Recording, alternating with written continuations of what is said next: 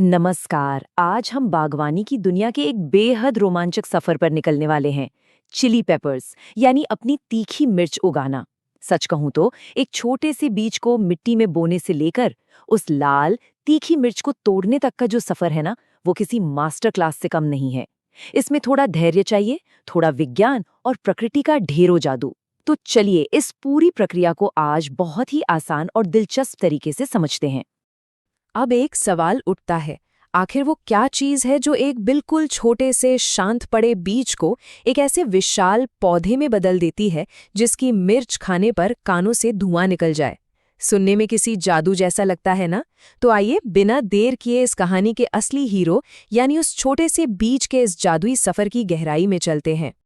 आज हम इन 5 अहम पड़ावों से गुजरेंगे। पहला, अंकुरण का चमत्कार।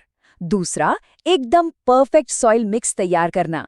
तीसरा, समझदारी से पानी देना ताकि पौधे को बाढ़ से बचाया जा सके। चौथा, जैविक खाद और पोषण। और आखिर में पांचवा, कीटों से बचाओ। तो शुरुआत करते हैं हमारे पहले पड़ाव से, अंकुरण का चमत्कार। इस पूरे जादुई कहानी की शुरुआत होती है सिर्फ पानी की एक बूंद से। वनस्पति विज्ञान की भाषा में इसे इम्बिबिशन कहते हैं। होता क्या है कि जब बीज पानी सोखता है तो वो धीरे धीरे फूलने लगता है, और ये पानी ना बीज के अंदर एक अलार्म क्लॉक की तरह काम करता है। ये तुरंत अंदर सोए हुए एंजाइमों को जगा देता है, जो फिर जमा किए गए पोषक तत्वों को तोड़कर पौधे को अपना पहला विकास करने की ऊर्जा देते हैं, बिल्कुल किसी सोए हुए दैत्य के जागने जैसा। अब जरा इस 7 से 10 दिन के दिलचस्प सफर को देखिए। बस ये ध्यान रहे कि इसके लिए करीब 80 डिग्री फ़ारेनहाइट की गर्माहट चाहिए होती है। पहले दिन बीज पानी पीकर फूलता है। तीसरे दिन तक रेडिकल यानी उसकी पहली छोटी सी जड़ मिट्टी में नीचे की तरफ अपनी पकड़ बनाने लगती है। फिर छठे दिन एंट्री होती है हाइपोकॉटिल की। ये शुरुआती तना एक हुक की तरह ऊपर की ओर बढ़ता है, और 7वें से 10वें दिन के बीच ये तना पूरी ताकत लगाकर बीज के पत्तों को मिट्टी फाड़कर बाहर हवा में ले आता है ना कमाल का सफर। आगे बढ़ते हैं दूसरे हिस्से की तरफ, परफेक्ट सॉइल मिक्स। जड़ों को एक बेहतरीन घर देने के लिए ये पॉटिंग मिक्स कमाल का काम करता है। इसमें 10 भाग सादा खाद है और एक भाग परलाइट, वर्मिक्यूलाइट और वर्मी कंपोस्ट, साथ ही थोड़ा सा मछली खून और हड्डी का चूरा और एप्सम सॉल्ट भी। लेकिन सबसे ध्यान देने वाली बात क्या है, इसमें कोको कॉयर बिल्कुल नहीं है, क्योंकि मिर्च की जड़ों को ना हमेशा पानी में डूबे रहना बिल्कुल पसंद नहीं है। उन्हें 2 बार पानी देने के बीच में थोड़ी सूखी मिट्टी चाहिए होती है, इसलिए मिक्स बेहतरीन ड्रेनेज के लिए एकदम परफेक्ट है। अब आते हैं तीसरे और बहुत जरूरी पड़ाव पर, समझदारी से पानी देना और बाढ़ से बचना। यहाँ पर अक्सर सबसे बड़ी गलती होती है। जरा इस बात पर गौर कीजिए, पत्ते मुरझा रहे हैं। अब ये देखकर कोई भी सोचेगा कि पौधे को पानी चाहिए, राइट? लेकिन सच तो ये है कि कम पानी देने पर पत्ते इसलिए मुरझाते हैं क्योंकि मिट्टी सूख चुकी है, और जरूरत से ज्यादा पानी देने पर भी पत्ते मुरझाते हैं। जी हाँ, क्योंकि ज्यादा पानी से मिट्टी में हवा खत्म हो जाती है, जड़ों को ऑक्सीजन नहीं मिल पाती और पौधे का एक तरह से दम घुटने लगता है। तो पता कैसे चले कि पानी ज्यादा हो गया है? इन 7 बातों पर ध्यान दीजिए। सिर्फ पत्ते ही नहीं मुरझाएंगे या मुड़ेंगे, बल्कि मिट्टी के आसपास आपको छोटे उड़ने वाली कीड़े, जिन्हें फंगस ग्नैट्स कहते हैं, वो मंडराते दिखेंगे। ज्यादा पानी से पोषक तत्व बह जाते हैं तो पत्ते पीले भी पड़ने लगते हैं। और अगर पौधे पर फफूंदी दिख रही है या जड़ें भूरी और चिपचिपी सी हो गई हैं, तो समझ लीजिए जड़ों में सड़न शुरू हो चुकी है। ये पौधे के विकास को पूरी तरह रोक सकता है या उसे मार भी सकता है। इसलिए बागवानी का ये एक गोल्डन रूल हमेशा याद रखिए, जब भी आपको संदेह हो तो ज्यादा पानी देने के बजाय पानी न देना ही बेहतर है।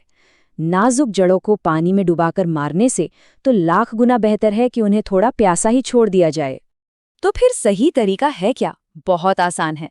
थोड़ा थोड़ा पानी मत दीजिए। जब भी दें, गहराई से और तसल्ली से दें। इससे जड़ें पानी की तलाश में गहराई तक जाएंगी और सूखे के प्रति ज्यादा मजबूत बनेंगी। फिर मिट्टी की ऊपरी 2 से 3 इंच की परत को हमेशा सूखने का मौका दें। पानी हमेशा जड़ के पास दें। पत्तों को गीला करने से बचें ताकि फंगस न लगे। और अगर हो सके तो बारिश के पानी का इस्तेमाल करें, क्योंकि इसका पीएच कम होता है, जो पौधे के लिए किसी वरदान से कम नहीं। चलिए अब बात करते हैं चौथी हिस्से की, जैविक खाद और पोषण। शुरुआती ऊर्जा खत्म होने के बाद पौधे को अच्छी डाइट की ज़रूरत होती है। और कमाल की बात यह है कि ये जो सारी सामग्रियां हैं ये एकदम प्राकृतिक है। इन्हें मिलाकर जीवामृतम तैयार किया जाता है, जो एक बेहद ताकतवर ऑर्गेनिक लिक्विड फर्टिलाइजर है। ये कोई आम केमिकल नहीं है, ये एक पारंपरिक तरीका है जो असल में मिट्टी के अंदर मौजूद अच्छे सूक्ष्म जीवों को जगाता है और पौधे को अंदर से फौलादी बनाता है। इसकी रेसिपी भी काफ़ी सीधी सी है। 200 लीटर पानी में 10 किलो गाय का गोबर, 10 लीटर गोमूत्र, 2 किलो गुड़ और 2 किलो किसी भी दाल का आटा या बेसन मिलाना है। जब यह मिश्रण फर्मेंट होता है तो असली जादू होता है। गुड़ और बेसन मिट्टी के उन सूक्ष्म जीवों के लिए दावत का काम करते हैं। इससे मिट्टी की ताकत बढ़ती है और पौधा किसी भी बीमारी से लड़ने के लिए एकदम तैयार हो जाता है। और अब हमारे सफ़र का आखिरी हिस्सा, कीटों से बचाव। अपनी शानदार फसल को बचाने के लिए नीम का तेल हमारा सबसे बड़ा हथियार है। बस 1 लीटर पानी में 1 बड़ा चम्मच नीम का तेल और थोड़ा सा माइल्ड साबुन मिला लीजिए। साबुन सिर्फ इसलिए ताकि तेल पानी में अच्छे से घुल जाए। फिर इसे पौधे के पत्तों, तने और मिट्टी पर अच्छे से स्प्रे कर दें। खासकर पत्तों के नीचे जरूर देखें, क्योंकि ज्यादातर कीड़े वहीं छिपे होते हैं। इसे हर 7 से 10 दिन में दोहराते रहें और फसल एकदम सुरक्षित रहेगी। और फाइनली वो पल जिसका सबको इंतजार रहता है।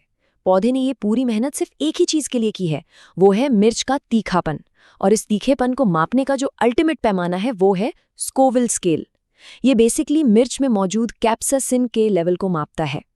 इस स्केल पर एक हल्का जालापेनो करीब 1000 यूनिट पर होता है, लेकिन एक हबानेरो 2.5 लाख यूनिट तक जा सकता है। मतलब लिटरली मुंह में आग लगा देने वाला तीखापन। तो जरा सोचिए, 80 से 100 दिनों की इस कड़ी मेहनत और देखभाल के बाद जब वो मिर्च पूरी तरह से तैयार होगी, तो क्या वो आपके खाने का स्वाद बढ़ाने वाला एक हल्का सा तड़का होगी या फिर आपके बर्दाश्त की एक तीखी परीक्षा लेगी? ये तो आपके बीज के चुनाव पर निर्भर करेगा। उम्मीद है कि मिर्च उगाने के इस शानदार सफर को समझना बहुत मजेदार रहा होगा। तो बस अब अपनी गार्डनिंग किट उठाइए और इस ज्ञान को जमीन पर उतारने के लिए तैयार हो जाइए। नमस्कार।